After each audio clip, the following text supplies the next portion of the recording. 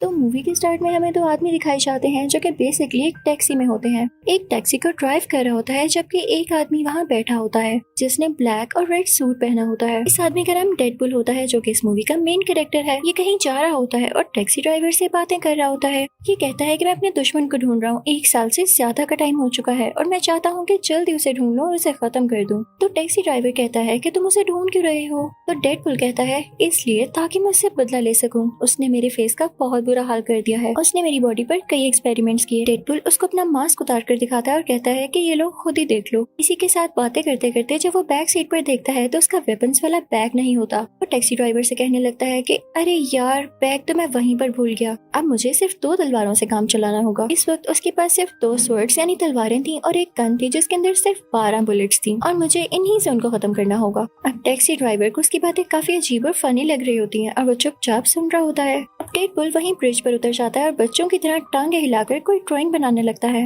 वो ऐसे ड्रॉ कर रहा होता है कि वो अपने दुश्मन को कैसे मारने वाला है कि तभी उसको वहाँ पर अपने दुश्मन की गाड़ियाँ नजर आती हैं। वो फौरन से उतर जाता है और उसके गन में जितनी भी बुलेट्स होती हैं उनसे उनके साथियों को मार डालता है। ये सीन काफी मजेदार है। उनकी गाड़ियाँ रोल होते हुए गिरती हैं। यहाँ हम पर रिवील होता है कि डेडपुल के दुश्मन का नाम फ्रांसिस होता है। वो काफी बड़ा विलेन था, काफी बुरा आदमी था। अब ये खबर मशहूर हो जाती है, हर जगह ये बात फैल जाती है कि डेडपुल और फ्रांसिस में लड़ाई हो रही है। ये न्यूज टीवी पर भी आती है। फिर हम घर में एक जॉइंट आदमी को देखते हैं जो कि स्टील का बना हुआ लग रहा था। उस आदमी को ये न्यूज देख के काफी गुस्सा आता है। वो एक टीनेजर लड़की को बुलाता है जिसके काफी छोटे बाल थे और वो दोनों गुस्से में डेडपुल से मिलने जाते हैं। अब यहाँ हमें पास्ट की स्टोरी दिखाई जाती है जबकि डेडपुल एक नॉर्मल इंसान था। वो अभी डेडपुल नहीं बना था। उसका नाम वेड होता है। वो सीधा एक बार में जाता है जहाँ पर उसका दोस्त भी होता है और वहाँ पर किसी जॉइंट आदमी की किसी दूसरे आदमी के साथ लड़ाई हो रही होती है। तो वेड ये देख कर एंजॉय कर रहा होता है। तभी वेड के पास एक लड़की आती है जिसका नाम वेनेसा होता है। वो वेड से आकर बातें करने लगती है और उसको काफी पसंद करने लगती है। अब आहिस्ता आहिस्ता इन दोनों में दोस्ती हो जाती है।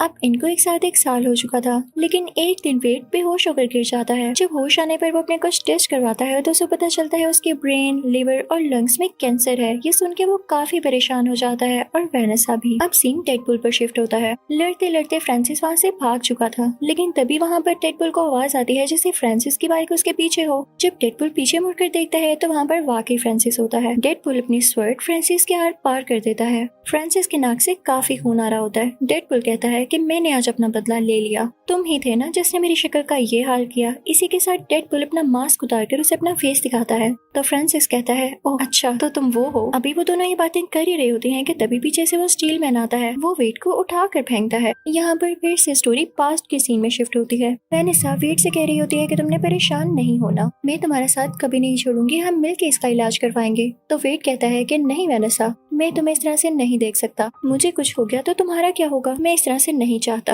और ये कह के वहाँ से एक बार में आ जाता है। वो अपने उसी दोस्त के पास आकर बैठता है तो उसका दोस्त उसे कहता है कि यहाँ एक आदमी काफी देर से तुम्हारा इंतजार कर रहा है, जाओ मिलो उससे जाकर। और डेडपुल जब उसे जाकर मिलता है तो आदमी डेडपुल से कहता है कि मैं जानता हूँ कि तुम्हें एक डिजीज है और तुम उसका इलाज करवाना चाहते हो, इसमें मैं तुम्हारी हेल्प कर सकता हूँ, लेकिन साथ एक और बात, मैं तुम्हें सुपर पावर्स भी दे सकता हूँ। तो डेडपुल कहता है कि नहीं, मुझे एक नॉर्मल इंसान की तरह जिंदगी जीनी है, मैं इसमें इंटरेस्टेड नहीं। और ये कहकर वो वहाँ से आ जाता है। अब यहाँ से सीन दोबारा से प्रेजेंट में आता है और वो स्टील मैन डेडपुल से कह रहा होता है कि तुम्हारे साथ मसला क्या है, तुम अपनी पावर्स का गलत यूज क्यों कर रहे हो। तो डेडपुल स्टील मैन से कहता है कि मुझे मत सिखाओ, जिसने मेरे साथ बुरा किया मैं उससे बदला जरूर लूंगा। तभी वो टीनेजर डेडपुल से कहती है कि पीछे देखो। और जब डेडपुल पीछे देखता है तो फ्रांसिस वहाँ से भाग चुका होता है। डेडपुल को स्टील मैन पे काफी गुस्सा आता है और वो उसे मारने लगता है कि अगर तुम मुझे अपनी बातों में ना लगाते तो वो यहाँ से ना भागता। डेडपुल स्टील मैन को मारने लगता है, लेकिन क्योंकि वो बहुत ज्यादा हार्ड होता है तो स्टील मैन की दोनों रिस्ट यानी बाजू और एक टांग टूट जाती है। तो स्टील मैन उसे कहता है यार तुमने मेरा दिमाग खराब कर दिया है। उसे काफी जोर से हिट करता है जिससे डेडपुल दूर जाकर गिरता है और फिर उसकी रिस्ट अपने हाथ के साथ बांधकर उसे कहीं ले जाता है। अब डेडपुल यहाँ काफी अजीब हरकत करता है। उसे कहने की जगह कि मेरा हाथ खोल दो या वो लोग खुद खोलने की जगह वो अपना हाथ ही काट लेता है। उसके हाथ से काफी खून आने लगता है। कोई नॉर्मल इंसान होता तो वो तो मर ही जाता, लेकिन ये सीक्रेट भी मैं आपको बाद में बताऊंगी कि डेडपुल क्यों नहीं मरा। अब ऐसा करने के बाद डेडपुल ब्रिज से नीचे जंप लगा देता है और एक चंक ट्रक में गिरता है। अब यहाँ से सीन दोबारा से पास में आता है जब डेडपुल एक नॉर्मल इंसान था यानी वेड। वो बेहोश हुआ होता है और जब उसकी आंख खुलती है तो वो किसी जगह पर होता है और उसके आसपास दो लोग होते हैं, एक मेल और एक फीमेल। वो दोनों उसकी बॉडी में कुछ इंजेक्ट करते हैं। वो लोग उसकी बॉडी पर तरह तरह के एक्सपेरिमेंट्स करते हैं और उसे काफी टॉर्चर करते हैं कि उस बेचारे की हालत खराब होने लगती है। कभी उसे इलेक्ट्रिकल शॉक्स दिए जाते हैं, कभी उसे बर्फ जैसे ठंडे पानी में रखा जाता है, कभी उसे बहुत ज्यादा मारा जाता है, यानी सब ऐसी चीजें जिससे वो टॉर्चर फील करे। ये वेट के साथ इसलिए किया जा रहा था ताकि उसकी बॉडी में कुछ चेंजेस आए, लेकिन अभी तक उसकी बॉडी में कोई चेंज नहीं आया था। और ये वो इसलिए कर रहे थे ताकि वेट की बॉडी में कुछ म्यूटेशंस आए और उसमें सुपर एबिलिटीज आए। अब वेट को एक जगह पर बांध कर लेटा दिया जाता है। उसके साथ एक और पेशेंट होता है, उसको भी ये लोग टॉर्चर कर रहे थे। वो वेट को बताता है कि इस डॉक्टर का नाम फ्रांसिस है। यानी अब आपको पता चला कि ये वही फ्रांसिस है जिसके पीछे डेडपुल है, और ये उसके पीछे क्यों है ये भी सुन लें। अब फ्रांसिस वेट के पास दोबारा आता है और उसे एक ऐसे चैम्बर में डाल देता है जिसमें बिल्कुल भी ऑक्सीजन नहीं होती। उधर जाते ही वेट को सांस आना बंद हो जाता है। उसकी बॉडी काफी अजीब होने लगती है, जैसे उस पर किसी ने एसिड फेंक दिया हो और वो चलने लगी हो। फ्रांसिस उससे बातें करने लगता है, लेकिन वेट चुप होता है। और जैसे ही फ्रांसिस जाता है तो वेट अपने मुंह से एक मैच स्टिक निकालता है। उसके चैम्बर से एक पाइप कनेक्टेड था जो कि सीधा सिलेंडर तक जाता था। मैच स्टिक जलाकर वहाँ फेंक देता है। पाइप आग पकड़ लेता है और पूरी लैब को आग लग जाती है। अब वेट वहाँ से बाहर निकल आता है और फ्रांसिस पर अटैक करने लगता है, लेकिन फ्रांसिस उसे पुश करता है जिससे वेट नीचे गिर जाता है क्योंकि उसकी बॉडी काफी वीक हो चुकी थी। दोनों में बहुत लड़ाई होती है, लेकिन वेट उसका सामना नहीं कर पाता। फ्रांसिस एक रोड उठाता है और वेट की आर पार कर देता है। दूसरी तरफ लैब जल रही होती है और उसके कुछ हिस्से जल कर नीचे गिर रहे होते हैं। फ्रांसिस तो वहाँ से भाग जाता है, लेकिन वेट अभी तक वहीं था। अब कई घंटे गुजर जाते हैं। आग तो थम चुकी थी, लेकिन पूरी बिल्डिंग राख में बदल चुकी थी। बेचारा वेट भी उसी राख के नीचे दबा हुआ था, और जब वो उस राख से बाहर आता है तो वो काफी हैरान होता है कि मैं अभी तक मरा क्यों नहीं। असल में बात ये थी कि उसकी बॉडी में म्यूटेशंस आ चुकी थी और उसमें अब काफी ज्यादा सुपर एबिलिटीज थी कि वो अपनी बॉडी का कोई भी पार्ट हील कर सकता था। वो इमॉर्टल हो चुका था, लेकिन इसका बुरा असर ये हुआ था कि उस बेचारे की सारी बॉडी जल चुकी थी, जैसे आपने पहले देखी। अब वेट को वेनेसा की फिक्र हो रही होती है कि वो बेचारी मुझे ढूंढ रही होगी, तो वो सीधा वहाँ से वेनेसा के पीछे जाता है। लेकिन रास्ते में सब लोग उसे काफी बुरी तरह से घूर रहे होते हैं, जैसे वो काफी अजीब दिख रहा हो, क्योंकि वेट को तो नहीं पता था कि अब उसकी शक्ल कैसी दिख रही है, क्योंकि वो वहाँ से डायरेक्ट यहाँ वेनेसा के पीछे आ चुका था। इतनी ही देर में वेनेसा बिल्डिंग के अंदर चली जाती है, और जब वेट बाहर शीशे में अपना फेस देखता है तो काफी दुखी हो जाता है। वो अपना फेस देख के कहता है कि वेनेसा मुझे कभी एक्सेप्ट नहीं करने वाली। वहाँ से वेट सीधा उस बार में जाता है जहाँ पर उसका दोस्त होता है। वो अपने दोस्त से कहता है कि देखो मेरी शक्ल का क्या हाल हुआ, अब वेनेसा मुझे कभी नहीं बुलाने वाली। तो उसका दोस्त कहता है कि वाकई अब इसका क्या हाल है। वेट कहता है कि बार में वो आदमी भी नहीं है जिसने मुझसे कहा था कि वो मेरा फेस ठीक कर सकता है। तो उसका फ्रेंड कहता है कि वो आदमी अगर नहीं है जो तुम्हारी डिजीज ठीक कर सकता है, तो वो आदमी तो है ना जो तुम्हारा फेस ठीक कर सकता है, क्योंकि उसी ने तुम्हारा फेस बिगाड़ा है। तुम उसे ढूंढो। वो तो यही समझ रहा है कि तुम मर चुकी हो और तुम्हें कोई सुपर पावर नहीं आई, तो इसीलिए वो तुम्हें वहाँ से छोड़कर चला गया। तो तुम मेरे भाई अपने लिए एक काम करो, अपने लिए एक मास्क और एक सूट तैयार करो जिससे उसे पता चल ही ना सके कि ये तुम हो और तुम जिंदा भी हो। फिर उसके बाद तुम उसको ढूंढना और उस पर अटैक कर देना। मैं तुम्हारा नाम डेडपुल रखता हूँ। और बस यहाँ से वेट का नाम डेडपुल पड़ जाता है। वो अपने घर जाता है और एक व्हाइट कपड़े से अपने लिए मास्क तैयार करता है। यहाँ से उसकी जर्नी स्टार्ट हो जाती है फ्रांसिस को ढूंढने की। अब उसे फ्रांसिस को ढूंढते ढूंढते 1 साल हो चुका था, और वो बीच में जब फ्रांसिस को ना ढूंढ पाता तो उसके साथियों को मार डालता। अब वो वक्त भी आता है जब वो अपने लिए एक बहुत अच्छा ब्लैक और रेड सूट तैयार करता है। और फाइनली वो दिन आ जाता है जब डेडपुल को खबर मिलती है कि फ्रांसिस कहाँ हो सकता है। उसे वहाँ पर वही आदमी मिलता है जिसने उसे कहा था कि उसकी डिजीज ठीक कर सकता है। तो डेडपुल समझ जाता है कि इसका जरूर फ्रांसिस से कोई ना कोई लिंक है। वो उससे गुस्से से पूछता है कि कहाँ है फ्रांसिस। तो वो बेचारा आदमी डर जाता है और उसे बता देता है। अब सीन वहीं पर शिफ्ट हो जाता है जब हमें मूवी के स्टार्टिंग में दिखाया गया कि डेडपुल टैक्सी ड्राइवर के साथ कहीं जा रहा होता है। अब पास्ट और प्रेजेंट के सीन्स मर्ज हो जाते हैं और रियल स्टोरी यहीं से स्टार्ट होती है जहाँ पर डेडपुल उस जंक ट्रक में गिर चुका था। अब डेडपुल को होश आ जाती है, और जहाँ पर वो जंक ट्रक रुकता है ये देख के डेडपुल काफी हैरान हो जाता है, क्योंकि वो किसी बूढ़ी औरत का घर था जो उसके साथ लॉन्ड्री में आया करती थी। जब डेडपुल यानी वेट कपड़े धोने आता था, उसी बूढ़ी औरत ने वेट को सजेशन दिया था कि तुम अपना सूट ब्लैक और रेड कलर में तैयार करो। उन दोनों में काफी दोस्ती हो गई हुई थी कि वो बूढ़ी औरत ब्लाइंड होती है और वो वेट की शक्ल नहीं देख पाती, लेकिन यहाँ वेट उस बूढ़ी औरत को खुद ही बता देता है कि मेरे साथ क्या क्या हुआ। और यहाँ हम पर यह भी रिवील होता है कि जब वेट यानी डेडपुल का कोई बॉडी पार्ट कट जाए तो वो दोबारा से हील करके रीग्रो हो जाता है। ये उसकी सुपर पावर्स होती हैं, सुपर एबिलिटीज होती हैं। तो वो बूढ़ी औरत से कहता है क्या मैं यहाँ तब तक रुक सकता हूँ जब तक कि मेरा हाथ वापस नहीं आ जाता, क्योंकि उसके बाद मुझे फ्रांसिस को ढूंढना है। अब हम फ्रांसिस को उसी फीमेल फ्रेंड के साथ देखते हैं जिसके साथ मिलकर उसने वेड में कुछ इंजेक्ट किया था। अब वो दोनों सीधा वेड के फ्रेंड की बार में जाते हैं। वो दोनों से पूछते हैं कि कहाँ है वेड, तो वो कहता है मैं नहीं जानता। फिर तभी वहाँ पे फ्रांसिस की दोस्त को वेड और वेनेसा की पिक्चर मिलती है। तो वो फ्रांसिस से कहती है कि फ्रांसिस मैं वेनेसा को जानती हूँ, अब वेड तक पहुँचना हमारे लिए आसान है। अब उन लोगों के चाहते ही वेड का फ्रेंड जो कि बाहर में होता है वेड को कॉल करके सब कुछ बताता है। तो वेड काफी परेशान हो जाता है और सीधा उस जगह जाता है जहाँ पर वेनेसा काम करती थी। वो एक बार थी। वहाँ पर जाकर वो सब लोगों से पूछने लगता है कि क्या आपने वेनेसा को देखा है, वो मेरी दोस्त है। लेकिन जब वेनेसा खुद उसे नजर आती है तो उसमें इतना करेज नहीं होता कि वो उससे बात कर सके, क्योंकि उसे ये लग रहा था कि वेनेसा उसका फेस देख के डर जाएगी। तो वहाँ से वो वॉशरूम में चला जाता है। उतनी ही देर में वेनेसा को कोई बताता है कि कोई आपको ढूंढ रहा है। वेनेसा समझती है कि वेड आया है। वो काफी एक्साइटेड होकर बाहर जाती है, लेकिन वहाँ वेड तो नहीं होता, लेकिन उसे फ्रांसिस और उसकी दोस्त किडनैप कर लेते हैं। जब डेडपूल डरता डरता वॉशरूम से बाहर आता है कि वेनेसा से बात कर सके, तो उसे वेनेसा कहीं नहीं दिखती। फिर उसे एक टेक्स्ट रिसीव होता है जो कि फ्रांसिस का था। फ्रांसिस का एक फेक नाम भी होता है जो कि एजेक्स होता है। इसी नाम से उसने टेक्स्ट भी किया होता है। कहता है कि अगर तुम चाहते हो कि वेनेसा तुम्हें वापस मिल जाए तो इस लोकेशन पर आ जाओ। फिर डेडपूल अपने घर जाता है और सारे वेपन्स ले लेता है। ये अपने साथ स्टीलमैन और उस टीनेजर को भी ले लेता है और वही टैक्सी पकड़ता है जिस पर ये पहले जा रहा था। अब ये लोग जंक यार्ड पहुंच जाते हैं जहाँ पर इनको फ्रांसिस ने बुलाया था, लेकिन डेडपूल यहाँ पर फिर से अपना वेपन्स वाला बैग टैक्सी में भूल जाता है। डेडपूल कहता है कि यार मेरे पास तो अब स्वॉर्ड ही है, क्या मैं स्वॉर्ड से ही लड़ूंगा। तभी वहाँ पर फ्रांसिस के साथी आ जाते हैं और ऊपर कंटेनर पर फ्रांसिस और उसकी दोस्त खड़े होते हैं। फ्रांसिस अपनी दोस्त को नीचे भेजता है जो कि इन तीनों से फाइट करने लगती है, लेकिन टीनेजर भी काफी तेज होती है, वो उससे फाइट करने लगती है। मैन बड़े बड़े टायर्स उठाकर फ्रांसिस के साथियों पर फेंकने लगता है। तीनों काफी अच्छे से फाइट कर रहे होते हैं, लेकिन जब डेडपूल देखता है कि उसके साथी फ्रांसिस के साथियों को रोके हुए हैं तो इस बात का फायदा उठाते हुए वो फ्रांसिस तक पहुंच जाता है, जो कंटेनर के ऊपर होता है। यहाँ पर फ्रांसिस और डेडपूल की काफी लड़ाई होती है। नीचे फ्रांसिस की दोस्त ने स्टीलमैन का गला काफी जोर से दबा कर रखा होता है, लेकिन जब टीनेजर ये देखती है तो अपनी सारी पावर्स यूज करके उस लड़की की तरफ फेंकती है और वहाँ पे काफी बड़ा ब्लास्ट होता है और वहाँ के सारे कंटेनर्स मूव करने लगते हैं। वेनेसा भी एक ग्लास चैम्बर में होती है, वो भी नीचे गिरने लगता है। अब फ्रांसिस तो कंटेनर से नीचे गिर जाता है, लेकिन जब वेनेसा का चैम्बर नीचे गिरने लगता है तो डेडपूल उसे बचा लेता है। इसके बाद वो वेनेसा को उसमें से निकालता है, लेकिन फ्रांसिस वहाँ दोबारा आकर डेडपूल पर अटैक कर देता है, लेकिन डेडपूल हील होकर दोबारा से उसके ऊपर आ जाता है और उसके ऊपर बैठ जाता है। अब किसने कहा था फ्रांसिस को कि वो डेडपूल को सुपर एबिलिटीज दे कि बाद में वो उसी पे भारी पड़ जाए। डेडपूल फ्रांसिस को काफी मारता है। फ्रांसिस के नाक और मुंह से काफी खून आने लगता है। अब डेडपूल फ्रांसिस से कहता है कि मेरा फेस ठीक करो। अब तो फ्रांसिस हंसने लगता है, हा हा हा, तुम्हें लगता है कि मैं तुम्हारा फेस ठीक करूंगा? तो डेडपूल कहता है कि अच्छा ऐसी बात है।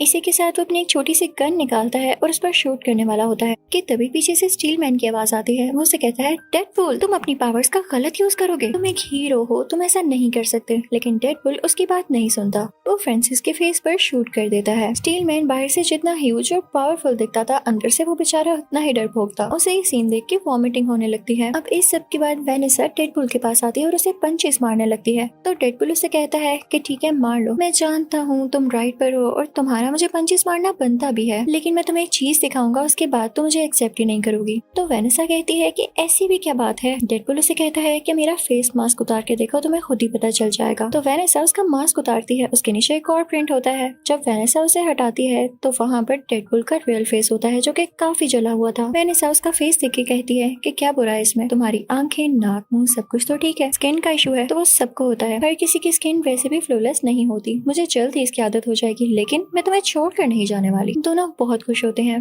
दोबारा से सुलह कर लेते हैं। तो यहीं डेडपूल पार्ट 1 खत्म होता है। Now we are starting part 2। तो पार्ट 2 के स्टार्ट में हम डेडपूल को देखते हैं जो कि काफी सैड अपने अपार्टमेंट में बैठा होता है। वो अपने अपार्टमेंट को आग लगा देता है क्योंकि वो जिंदा नहीं रहना चाहता था, वो सुसाइड कर रहा था। अब हमें पास्ट का सीन दिखाया जाता है कि डेडपूल सुसाइड क्यों करना चाह रहा था। हमें एक फाइटिंग सीन दिखाया जाता है जिसमें डेडपूल अपने कुछ दुश्मनों से लड़ रहा होता है जो कि काफी बुरे लोग होते हैं, लेकिन उनमें से एक आदमी वहाँ से भाग जाता है। तो डेडपूल कहता है कि इसको तो मैं बाद में देख लूंगा, पहले मुझे वेनेसा से मिलना है, क्योंकि इन दोनों को एक साथ रहते हुए पूरे 2 साल हो चुके थे और इसने उसको विश करना था। लेकिन जब डेडपूल घर जाता है तो वहाँ पर वही आदमी आ जाता है जो कि वहाँ से भाग गया था। वो यहाँ वेनेसा को मार डालता है। जब डेडपूल ये देखता है तो उसे काफी दुख होता है। वो उस आदमी के पास जाता है और उसे ट्रक के नीचे देकर मार देता है। फिर वो वापस वेनेसा के पास आता है। वो काफी उदास होकर कहता है कि मेरी वजह से ही तुम मरी, मैं तुम्हारी मौत का बदला जरूर लूंगा। नो डाउट वो उस आखिरी आदमी को भी मार चुका था, लेकिन उन सब लोगों लोगों को खत्म करना चाहता था जो उसके लिए बुरे थे, जो किसी की बिला वजह जान लेते हैं बिना किसी रीजन के। उसे वेनेसा की बहुत याद आया करती थी और वो कई तरह से अपनी जान लेने की कोशिश करता था। कभी वो बिल्डिंग से नीचे जंप लगा देता, कभी उसके अंदर रोड्स घुस जाती,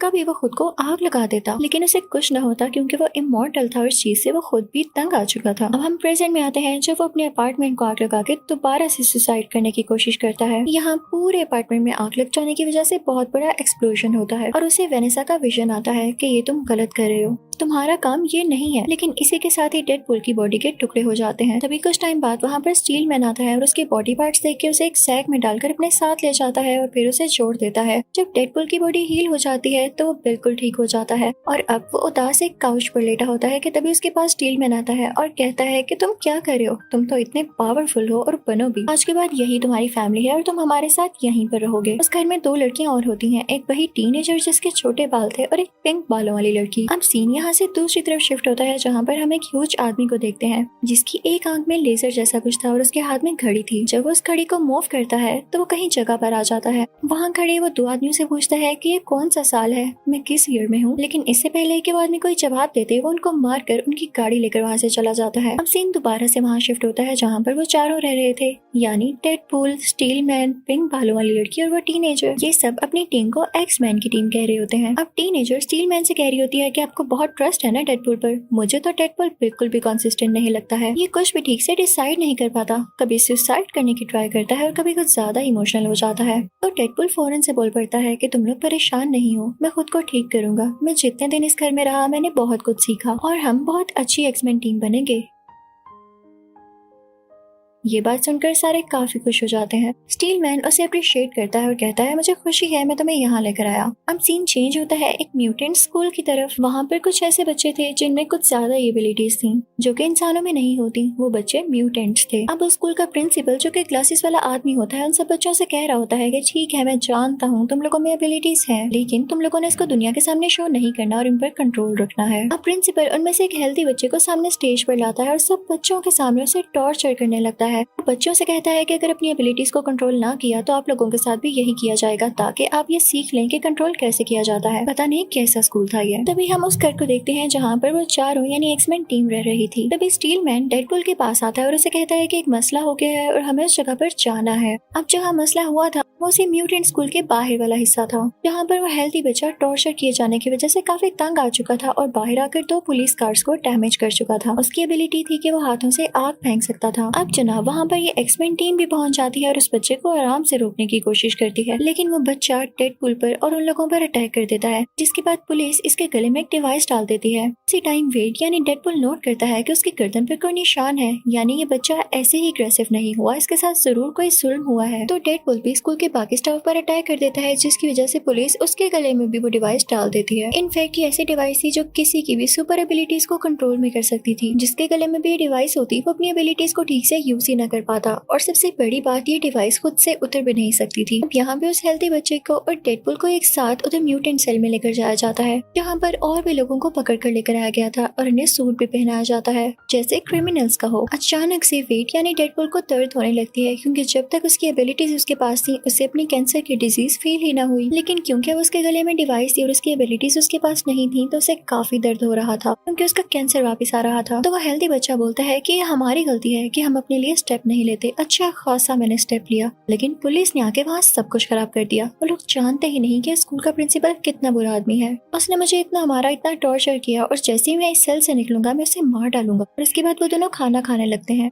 तभी वहाँ पर वो अजीब आदमी आ जाता है जो कि लोगों से ईयर का पूछ रहा था और उसकी आंख में कुछ चमक रहा था। वो उस हेल्दी बच्चे की तरफ पॉइंट आउट करता है कि मुझे ये बच्चा चाहिए। वेट यानी डेडपूल कहता है कि मैं तुम्हें इस बच्चे को हाथ भी नहीं लगाने दूंगा और इसी के साथ उन दोनों में लड़ाई शुरू हो जाती है। लड़ते लड़ते डेडपूल ग्रिल से नीचे गिर जाता है और शुक्र है कि उसके गले से वो डिवाइस हट जाती है और उसमें उसकी एबिलिटीज दोबारा आने लगती है। उन दोनों में दोबारा से फाइट होने लगती है। वेड उस आदमी से पूछता है कि तुम्हें मसला क्या है, तुम्हें वो बच्चा क्यों चाहिए। तो वो आदमी अपना नाम केबल बताता है और कहता है कि पहले तुम बताओ, तुम उस बच्चे को जानते भी नहीं और फिर भी उसे बचा रहे हो। तो वेड कहता है क्योंकि उस बच्चे को ये लगता है कि मैं उसे बचाऊंगा और मुझे उसकी होप नहीं तोड़नी। तभी वेड को दिखता है कि केबल की पॉकेट में एक बॉम्ब है, तो वो उस बॉम्ब को उस बिल्डिंग में एक्सप्लोड कर देता है और वेड और केबल दोनों ही बाहर आकर गिरते हैं। वेड बाहर बेहोश हो चुका था। तभी उसे ख्वाब में वेनेसा आती है जो उसे करेज देती है और कहती है कि यही चीजें तुम्हें पावरफुल बनाती हैं। और तब वेड को होश आ जाता है। वहाँ से वेड सीधा उसी बार में जाता है और अपने दोस्त से कहता है कि मैं एक बच्चे को बचाना चाहता हूँ। तो उसका बार वाला दोस्त कहता है कि ठीक है, हम एक टीम बनाकर उसको बचा सकते हैं। वहाँ पर वही टैक्सी ड्राइवर भी होता है। अब हम दोबारा से उसी हेल्दी बच्चे को देखते हैं जो कि अभी तक म्यूटेंट सेल में ही होता है और वहाँ पर उसकी दोस्ती एक काफी खतरनाक और काफी बड़े म्यूटेंट से हो जाती है। दूसरी तरफ वेड उस बच्चे को बचाने के लिए 6 लोगों की टीम बनाता है जिसमें 5 लड़की और एक लड़की होती है। उन सबकी अलग अलग एबिलिटीज होती हैं। लड़की की ये होती है कि वो किसी को भी अपनी बातों में फंसा सकती थी। एक आदमी ऐसा था जो कि इलेक्ट्रिसिटी को कंट्रोल कर सकता था। एक आदमी ऐसा था जिसके मुंह से एसिड निकलता था। एक ऐसा था जो कि गायब हो जाता था यानी इनविजिबल। एक ऐसा था जो कि इस दुनिया से नहीं था और उसमें एबिलिटीज भी इस दुनिया की नहीं थी। और एक मूंछों वाला आदमी जिसके पास कोई एबिलिटी नहीं थी तो उसे सिर्फ फॉर्मेलिटी के लिए रख लिया गया था। दूसरी तरफ हम केबल को देखते हैं। वो वेड के बार वाले दोस्त को किडनैप कर लेता है और उससे पूछता है कि मुझे बताओ कि वो म्यूटेंट बच्चा कहाँ पर है, साथ ही साथ वेड चाहता क्या है। तो वेड का वो बार वाला दोस्त काफी डर जाता है और उसे सब कुछ बता देता है और ये भी कि वेड के क्या प्लान्स हैं। अब वेड को खबर होती है कि उस म्यूटेंट बच्चे को किसी दूसरे सेल में शिफ्ट कर रहे हैं तो इसके पास अच्छा मौका था उस बच्चे को बचाने के लिए। तो अपनी सारी टीम को पैराशूट्स पर लेकर उड़ता है और उन पुलिस कार्स का पीछा करने लगता है जिसके अंदर वो म्यूटेंट बच्चा था। उस टीम में से सिर्फ एक ही लड़की होती है, वही कर्ली बालों वाली लड़की जो कि पुलिस की कार में बैठ जाती है। अब बाकी लोग भी उस कार के अंदर जाना चाहते थे लेकिन उनसे पहले ही केबल अंदर चला जाता है और उस कर्ली बालों वाली लड़की से लड़ाई करने लगता है। लेकिन तभी वहाँ पर डेडपूल भी आता है जो कि अपनी साथी को बचा लेता है। इतनी देर में उस म्यूटेंट बच्चे ने अपना ग्लास चैम्बर खोल लिया होता है और साथ ही साथ वो उस म्यूटेंट को भी बचा लेता है जो कि काफी जायंट था और उससे दोस्ती कर ली थी उसने। वो म्यूटेंट बच्चा जैसे ही डेडपूल को देखता है तो कहता है कि जब मुझे बचाने का टाइम आया तो तुम वहाँ से भाग गए और अब आ गए हो। अब ये मेरा अच्छा दोस्त बन चुका है। उस जायंट म्यूटेंट की तरफ इशारा करता है और इसके बाद वो जायंट म्यूटेंट डेडपूल की बॉडी के 2 हिस्से कर देता है और फिर वो बच्चा उस जायंट म्यूटेंट को अपने साथ लेके चला जाता है। उसके बाद कर्ली बालों वाली लड़की आती है और वेड यानी डेडपूल के दोनों हिस्सों को अपने साथ लेकर चली जाती है। अब वेड को घर ले जाया जाता है।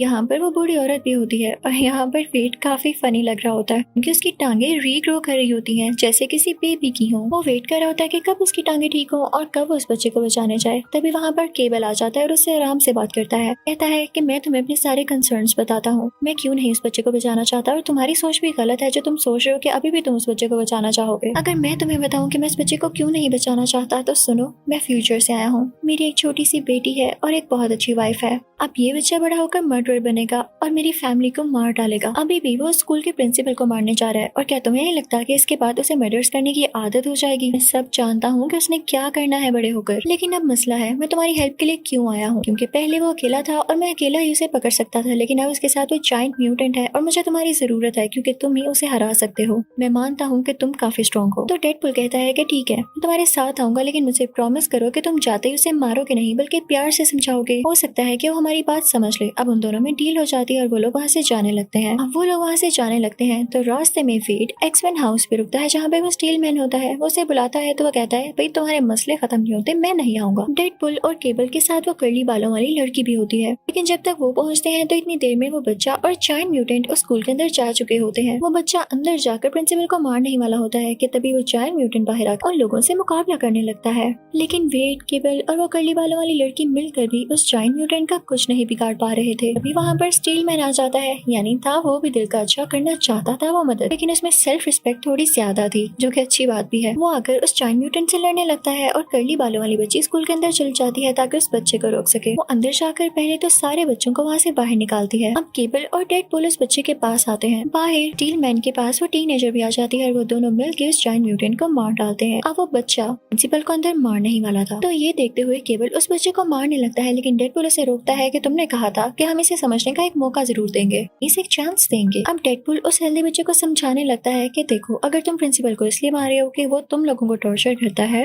तो तुम भी उसे मारने के बाद एक मर्डरर बन जाओगे और कोई तुम्हें अच्छा नहीं समझेगा, तो उसमें और तुम में फर्क क्या रह जाएगा। इसी के साथ वो उस बच्चे की तरफ बढ़ता है और उसे कहता है कि मैं तुम्हें हमेशा से बचाना चाहता था, इसीलिए तो यहाँ पर आया हूँ। लेकिन उस बच्चे को डेडपूल की बातों पर यकीन नहीं आता। अपने हाथों से आग निकालता है और उसे जोर से पुश करता है जिससे वो दूर जाकर गिरता है। अब डेडपूल जब गिरता है तो उसे काफी दुख होता है। वो अपने गले में वही डिवाइस पहन लेता है। हेल्दी बच्चे से कहता है कि ठीक है, अगर तुम्हें शक है कि मैं तुम्हें कोई नुकसान पहुंचाऊंगा तो ठीक है, मैंने डिवाइस पहन ली, मेरी सारी एबिलिटीज खत्म हो गई, अब मैं मर सकता हूँ तो तुम मुझे मार लो। लेकिन केबल इसी के साथ ही उस बच्चे को शूट करने लगता है और वो गोली चला देता है, लेकिन तभी बीच में डेडपूल आ जाता है, गोली उसको लग जाती है। यहाँ पर हेल्दी बच्चा फौरन से वेट के पास भाग कर आता है और उसे सॉरी करता है, लेकिन अब काफी देर हो चुकी थी। अब क्योंकि वेट यानी डेडपूल के गले में डिवाइस थी तो उसके बॉडी पार्ट हील नहीं हो सकते थे और इसी के साथ वो मर जाता है। मरने से पहले वो सबसे कहता है कि अगर मुझसे कोई गलती हो गई हो तो माफ कर देना, मेरा तुम लोगों के साथ अच्छा टाइम गुजरा। मरने के बाद वो वेनेसा के पास पहुंच जाता है तो वेनेसा उसे गले से लगाकर कहती है कि तुम इतनी जल्दी आ गए, अभी तो दुनिया को तुम्हारी जरूरत थी, तुम वापस एक्समैन टीम में जाओ। उधर केबल को भी काफी दुख हो रहा होता है कि उसने क्या कर दिया। वो अपनी वॉच को मूव करने लगता है, इससे टाइम रिवर्स हो जाता है और ये उसके पास आखिरी चांस था जो कि उसने अपनी बीवी और बेटी से मिलने के लिए रखा था। टाइम वहीं पर आ जाता है जहाँ पर डेडपूल को गोली लगने वाली होती है। गोली उसे वहीं पर लगती है जहाँ पर उसकी पॉकेट में कॉइन होता है और लकीली वो बच जाता है। तो डेडपूल अब केबल से कहता है कि तुमने मेरी खातिर अपना आखिरी चांस क्यों जाया किया। तो केबल कहता है जैसे तुमने मेरी हेल्प की वैसे ही मैंने तुम्हारी हेल्प की, तुमने इस बच्चे को मर्डर करने से रोक लिया, इसका मतलब बड़ा होकर ये मेरी बेटी और मेरी बीवी का भी मर्डर नहीं करेगा, तो मेरी फैमिली सेफ है। मैं यहाँ कुछ देर इंतजार करूंगा और अपनी फैमिली के पास वापस चला जाऊंगा। वो सारे लोग वहाँ से जाने लगते हैं, तभी पीछे से स्कूल का प्रिंसिपल आता है और उन्हें बुरा भला कहने लगता है। वो उनको ब्लैकमेल करता है कि मैं तुम्हें मार दूंगा। तभी टैक्सी ड्राइवर वहाँ पे आता है और कहता है कि तुम मारोगे हमें। इसी के साथ वो अपनी टैक्सी उसके ऊपर चला देता है, कहता है कि ये लो मैंने तुम्हें मार दिया। अब मूवी की लास्ट सीन में हम देखते हैं कि केबल की वॉच को टीनेजर और वो पिंक बालों वाली लड़की ठीक कर देते हैं और फिर बाद में उसको वेट भी यूज करता है वेनेसा से मिलने के लिए। इसी के साथ ये मूवी यही एंड हो जाती है। Thank you for watching.